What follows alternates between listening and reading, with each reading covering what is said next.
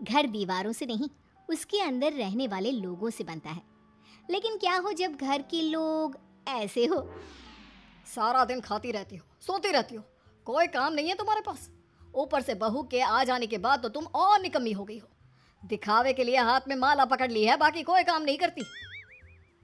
अरे कैसी बात कर रहे हैं? अब तो बहू आ गई है, अब तो मेरी बेइज्जती करना बंद कर दीजिए। जैसे तैसे मेरी तो जिंदगी कट गई, गालियाँ खा खा कर। अरे उस बेचारी को तो छोड़ दीजिए। तभी बेटे के जोर जोर से चिल्लाने की आवाज आती है। कहा था ना तुमसे रिजाइन कर दो, क्यों नहीं किया? और ये पर्स लटका कर कहाँ निकली? चलो कमरे में, काम करो घर का। बहू बेटे की लड़ाई सुनकर सास ससुर बाहर आ जाते हैं। सामने खड़ी होती है नई नवेली बहू रीमा। देख लीजिए माँ जी, शादी से पहले तो मेरे माँ पापा के सामने कहा था कि शादी के बाद नौकरी करने देंगे, लेकिन अब क्या कह रहे हैं? तो तुम माँ जी को क्यों बोल रही है बहू? तब उसका मन रहा होगा, अब नहीं है। पर पिताजी, उसके मन से मेरा करियर तो नहीं चल सकता ना। ससुर को बहू की बात पर गुस्सा आ जाता है। वो बेटी की तरफ देखता है। पापा से जबान लड़ाती है, रुक। ये बोलकर वो पत्नी को खींचकर कमरे में ले जाता है और बंद कर देता है। ये सब देखकर सास दुखी हो जाती है। पति के जाने के बाद सास बेटी से कहती है, देख बेटा, अब जमाना कुछ और है। तेरे पिता ने घर में औरतों की कद्र नहीं की, लेकिन तू ऐसा ना बन। शहर की समझदार पढ़ी लिखी लड़की से शादी की है तूने, उसका ख्याल रखा कर, तमीज से पेश आया कर। जा, बहू को कमरे से बाहर ले आ। लेकिन बेटा नहीं मानता और बहू कमरे में सारा दिन बंद रहती है। शाम को बेटा बाहर जाता है कि सास चाय और बिस्कुट लेकर बहू के कमरे में जाती है। बहू बेटा ये ले, चाय पी ले। रो रो कर कैसी शक्ल बना ली है बेटा। माँ जी, ये कैसे लोग हैं? आप कैसे मैनेज कर रही हैं? ऐसे थोड़ी ना होता है माँ जी। घर की औरतों को तो पिताजी और ये इंसान समझते ही नहीं। क्या करूं बेटा, मैंने तो जैसे तैसे सह लिया, लेकिन तू ना सहना। दोनों बात कर ही रहे थे कि ससुर आ जाते हैं। अच्छा, तो अब बहू को भड़का रही हो? बहुत दिन हो गए मार खाए, अब क्या बहू के सामने खाओगे? जाओ यहाँ से, और जरूरत नहीं है ज्यादा इस लड़की को सर पर चढ़ाने की, समझी? बहू को ससुर की बात पर गुस्सा आ जाता है, लेकिन वो कुछ नहीं कहती। आए दिन बहू देखती है कि कैसे उसकी सास और उसके साथ उसका ससुर और पति गंदा व्यवहार करते हैं। फिर एक दिन, ये क्या बनाया है? खाना बनाना नहीं आता क्या? ये बोलकर वो खाने की भरी सारी थाली फेंक देता है। अरे बेटा कोई बात नहीं, शांत हो जा, मैं अभी बाहर से कुछ मंगवा देता हूँ। हाँ पापा, ऑर्डर करिए। ऐसे खाने से तो पेट भरने से रहा। वैसे खाना तुमको बनाना आता नहीं और बाहर जाकर नौकरी करना चाहती हो। अरे तुम जैसे को तो पूछते भी नहीं है बाहर। बहू को पति की बात पर गुस्सा आता है, तभी सास बोल पड़ती है। तेरे से ज्यादा पढ़ी लिखी है, वो तो तूने इसे कहा था कि तू नौकरी करने देगा तो तुझसे शादी कर ली, वरना ना ही करवाते इसके माँ बाप तुझसे शादी इसकी। और कमाती भी ये तेरे जितना ही है बेटा। बहू हैरान रह जाती है कि जो सास खुद के लिए एक बार भी खड़ी नहीं हुई, वो उसके लिए बेटे को भी भला बुरा सुना रही है।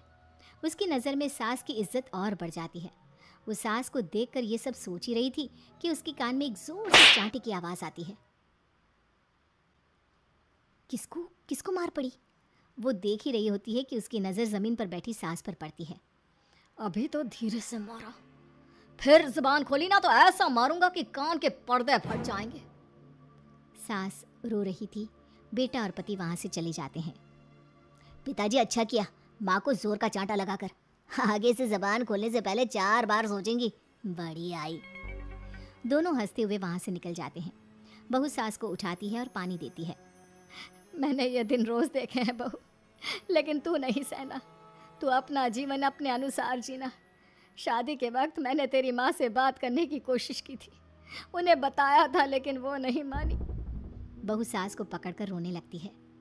वो इसलिए नहीं मानी क्योंकि वो मेरी सगी माँ नहीं है। माँ जी, जिस तरह से आप मेरे लिए खड़ी हुई है ना, मेरी माँ भी नहीं हुई। बेटा मैं तेरा भला चाहती हूँ, तू नौकरी इस घर में रहकर तो नहीं कर पाएगी। एक काम कर, इस घर से चली जा, पैसे कमा और खुश रह। माँ जी, हो सकता है कल तक मैं आपके इस फैसले को मान जाती, लेकिन आज नहीं। माँ जी, आप यहाँ इस नर्क को झेले और मैं आपको छोड़कर चली जाऊं? नहीं, कभी नहीं। अगले रोज, सुनिए, वो क्या है ना, मुझे कुछ कपड़े और गहनों की ज़रूरत है, तो ज़रा पैसे दीजिए ना। अब आप घर के मर्द हो तो पैसे तो आपसे ही मांगूंगी ना, बुरा तो नहीं लग रहा ना आपको?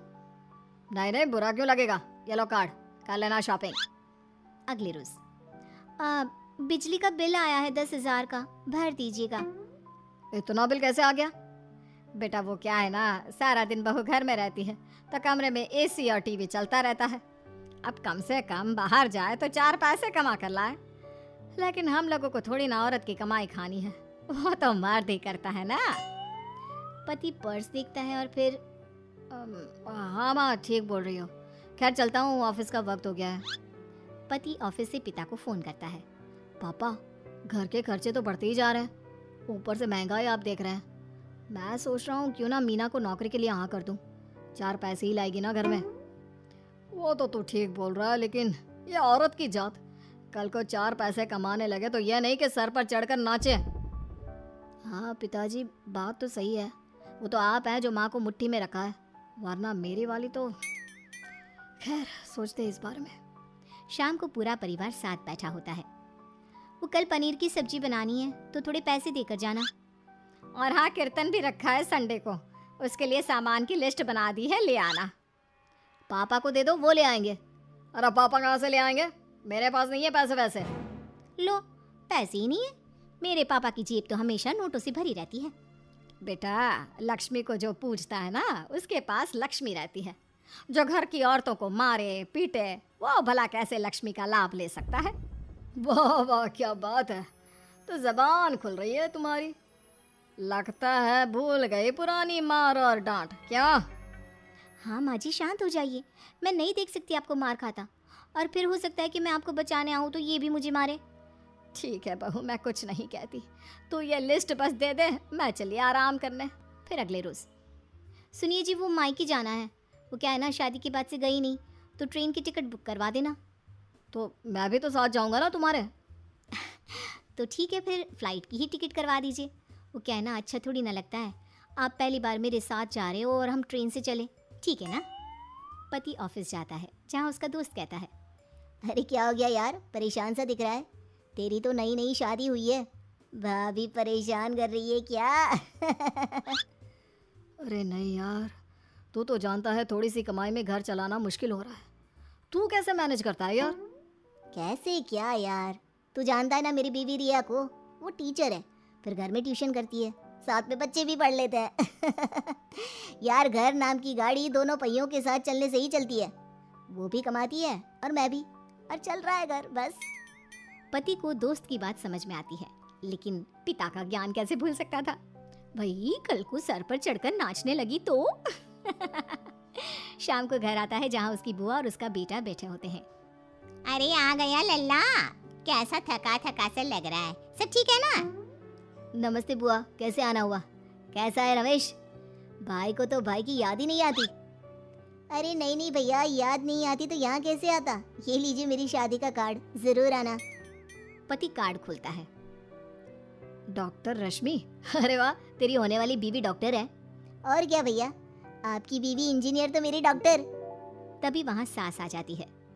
अरे जब घर में ही बिठाना है बेचारी को तो काहे का इंजीनियर है, तो काम वाली ही, घर का काम करती है और आराम। इतनी पढ़ी लिखी लड़की को घर पर क्यों बिठा रखा है? अरे बहू कहीं झोला छाप डिग्री तो नहीं लेकर आई है? पत्नी की बुराई सुनकर पति को गुस्सा आता है।